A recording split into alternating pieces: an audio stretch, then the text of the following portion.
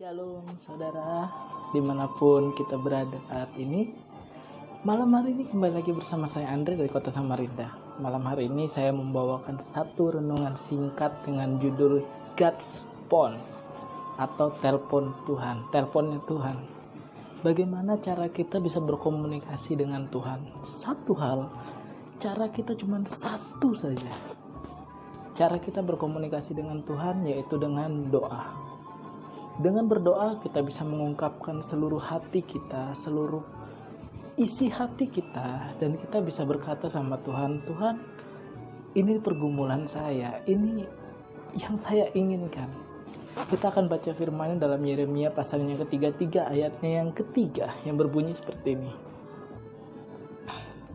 Yeremia 33 ayatnya yang ketiga berbunyi, berserulah kepadaku, maka aku akan menjawab engkau dan akan memberitahukan kepadamu hal-hal yang besar dan yang tidak terpahami, yakni hal-hal yang tidak kau ketahui. Ingat, doa itu bisa membuat kita berkomunikasi dengan Tuhan kita. Segala pergumulan, segala apa yang kita inginkan, kalau kita ngomong sama Tuhan, pasti Tuhan akan dengar, Tuhan akan jawab doa kita. Tapi saya kasih tahu, jawaban Tuhan itu ada 3. Ya, tunggu, atau tidak. 3 jawaban doa ini harus kita sabar menanti. Karena kalau Tuhan jawab ya, pasti terjadi. Kalau Tuhan bilang tunggu, ya tunggu. Kalau Tuhan bilang tidak, ya tidak. Berarti Tuhan tidak menghendaki itu terjadi dalam kehidupan kita, saudara. Dan dalam Yeremia 33 ayat ketiga ini, Tuhan mengatakan, berserulah kepadaku, maka aku akan memberitahukan kepadamu hal-hal besar yang tidak pernah kau ketahui. Ingat, ketika kita datang sama Tuhan, berseru, menyatakan masalah kita sama Tuhan, Tuhan akan memperlihatkan kita suatu mujizat yang akan terjadi dalam kehidupan kita semua, umat-umat Tuhan. Sekarang ini, dunia sedang mengalami yang namanya wabah virus corona. Dan ingat, umat Tuhan tugasnya hanya berdoa. Berdoa bagi pemulihan dunia, berdoa bagi pemulihan bangsa. Ingat, ada hal besar yang akan Tuhan lakukan untuk bangsa Indonesia. Ada sesuatu yang Tuhan akan lakukan bagi bangsa Indonesia. Ingat saudara, bahwa bangsa ini sedang dipulihkan Tuhan, dan kita akan melihat pertobatan besar-besaran terjadi di bangsa kita. Pertobatan besar-besaran terjadi di dunia ini. Ingat, Tuhan mau umat Tuhan seluruhnya bersatu hati berdoa untuk bangsa dan dunia. Karena apa? Karena Tuhan sedang melakukan lawatan besar-besaran. Ingat bahwa kita memasuki era baru di mana Tuhan akan menyatakan kuasanya atas dunia ini. Dunia ini sudah banyak sekali masalah. Dunia ini sudah banyak sekali terjadi sesuatu yang di luar dugaan, yang tidak sesuai dengan kehendak Tuhan. Banyaknya perzinahan, banyaknya pembunuhan, banyaknya orang-orang yang melakukan kejahatan hari-hari ini. Ingat, Tuhan mau memulihkan bangsa kita, Tuhan mau pulihkan dunia kita. Ingat satu hal, doa adalah pemersatu.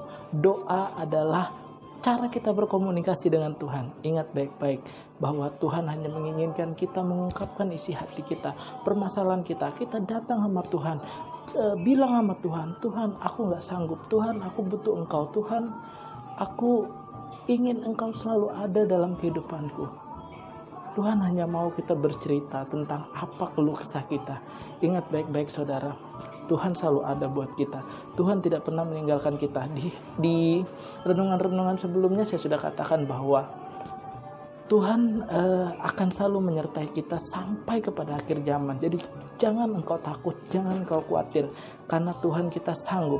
Ketika Tuhan yang menyuruh kita untuk memberitakan firman, untuk menyatakan kesaksian bagi dunia, menyatakan kebaikan Tuhan, ingat Tuhan tidak pernah tinggal diam.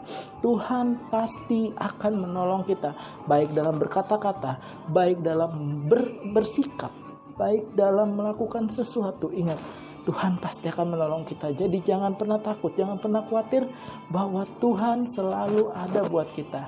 Ingat baik-baik saudara, firman Tuhan adalah roti hidup, adalah kehidupan, nafas kehidupan umat Kristen, umat Tuhan.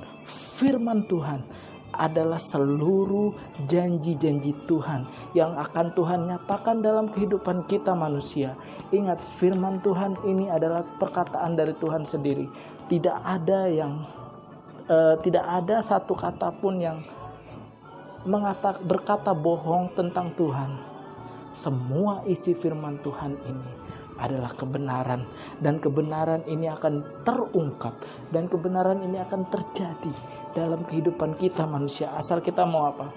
Kita mau baca, kita renungkan, kita teliti, kita lakukan firman Tuhan. Ingat, firman Tuhan berguna untuk mengajar, mendidik, menegur segala kesalahan-kesalahan, merubah orang menjadi lebih baik.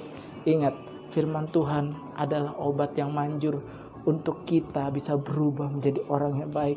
Ingat, jangan lupakan firman Tuhan. Tapi Yosua 1 ayat 8 mengatakan, tetapi renungkanlah itu siang dan malam. Ingat saudara, firman Tuhan akan terus menjadi nafas kehidupan bagi umat Kristen. Kiranya Tuhan selalu menguatkan kita di tengah-tengah wabah corona ini. Kita terus berdoa agar Tuhan memulihkan bangsa kita, dunia ini, sehingga kuasa Tuhan, mujizat Tuhan, kemuliaan Tuhan dinyatakan melalui umat Kristen untuk meninggikan nama Tuhan, untuk memuliakan nama Tuhan. Ingat, lakukan firman. Jangan cuma diam, bergerak dan ucapkan. Jadikan ini kesaksian. Setiap kesaksianmu akan memberikan dampak besar bagi orang lain. Selamat malam. Tuhan beri kita kekuatan. Shalom. Selamat malam. Tuhan memberkati kita semua.